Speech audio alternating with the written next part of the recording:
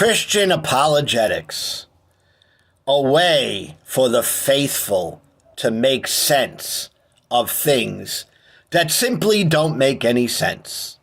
That's Christian apologetics. And it's a growing industry. Yes, people pay money.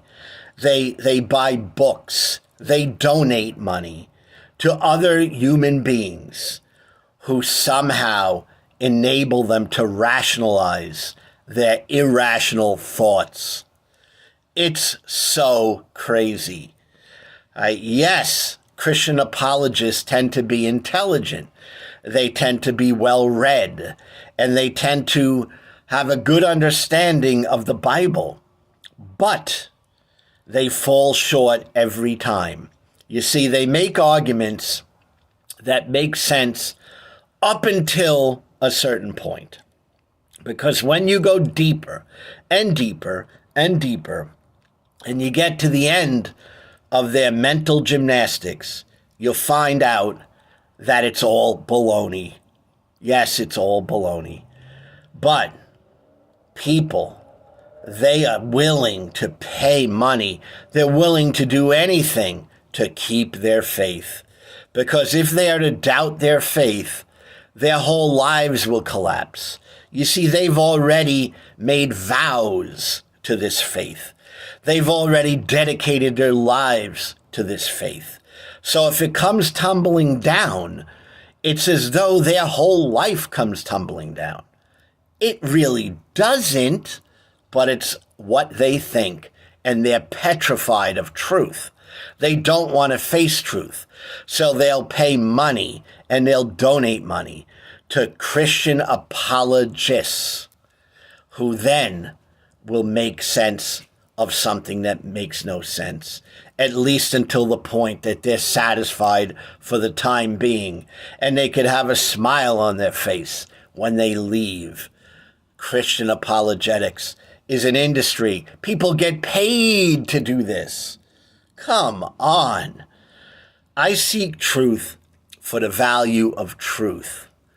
I want to know what is true just for the sake of being able to see what is real and what is not real. I don't need to pay people to explain things to me.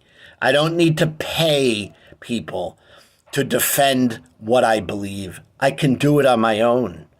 But Christians, it's very difficult for them to do anything on their own.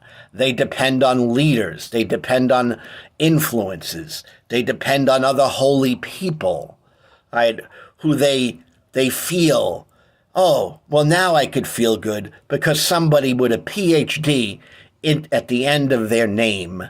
That person gives me credibility because a PhD who gets paid to do Christian apologetics told me something, and I know that they must be a whole lot smarter than I am.